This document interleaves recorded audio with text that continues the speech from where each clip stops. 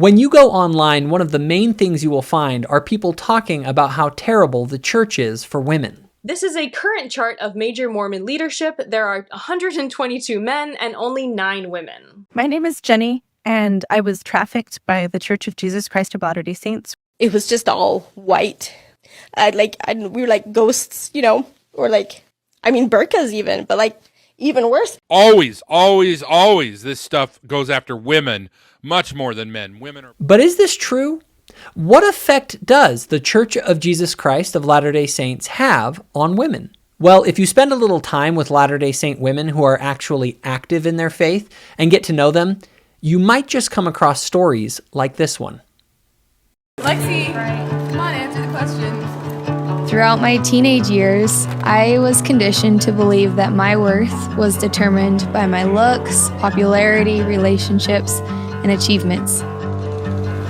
During my second year of college, I thought that I had finally arrived. I was a cheerleader at BYU, getting decent grades and enjoying awesome friends. I was in the best physical shape of my life, and I had finally landed the boy of my dreams. We had a ring, dress, and date, all prepped for our wedding, when one day he called the whole thing off. To say I was devastated is a bit of an understatement. I felt an immense sense of failure.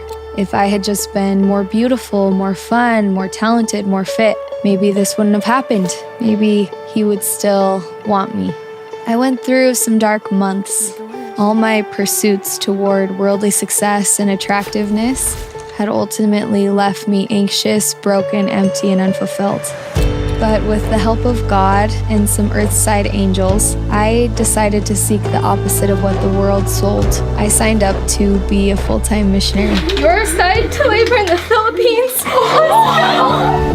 3 months later, I found myself sweating my face off in the Philippines. My life up to this point had largely revolved around me, my comfort and preferences, my needs and enjoyment. And suddenly I was stripped of everything comfortable. I was showering out of a freezing bucket, being eaten alive by mosquitoes, living with girls I couldn't relate to or even communicate with, eating or attempting to eat things that should not be edible, hand washing all my dishes and clothes, tromping through muddy jungles, being awakened to cockroaches crawling up my neck, or spending sleepless nights melting during frequent power outages, and wishing more than anything that I could just talk to my mom on the phone for 5 minutes. I began to recognize that if I continued focusing on myself, I would not survive. I would give up and go home. So I did the only thing that seemed logical at that point. I tried, with considerable effort and divine assistance, to see beyond my own pain, loneliness, and frustration. Immediately, something magical began to happen. I started to fall in love with the Filipino people. Their success, progression, and fulfillment became more important than my own. Serving them became my passion, focus, and privilege. So every day for the next year and a half, I did my best to forget myself and invite them to come unto Christ. Fast forward to the end of my mission, when home was just weeks away. I wore the same torn and ragged clothes I had hand scrubbed since I started, complemented by my rubber muddy Crocs. A balding bun held what was left of my hair, and my rice diet had settled plumply in my cheeks and belly. I was riding home in a tricycle, holding our groceries for the week on my lap. Raw fish dripped blood and other liquid down my legs, and I physically looked and smelled probably the worst I ever had in my life. But as I was bouncing home, I looked up and caught a glimpse of myself in the cab mirror. I couldn't look away. I was glowing. My countenance shone so bright, it actually shocked me. The light was so radiant and brilliant that for the first time in my entire life, I said to myself, I am so beautiful.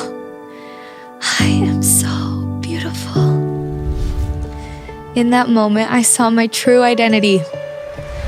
Christ's power, light, and intelligence was in my reflection, and it was the most beautiful thing I'd ever seen, the most beautiful me. I knew in that moment exactly who I was, a child of a glorious God, His divinity was in me, and my body and life were given to be spent in His service. C. Terry Warner said, "Constant concern about the self is bondage. Self-forgetfulness is freedom. Everything the world sold had bought me bondage. Bondage to my insecurities, anxieties, fears, and frustrations. I look terrible. Bondage to my own pride and limited perspective. But forgetting about myself and being consumed in the service of others had brought freedom. Freedom from sin and selfishness.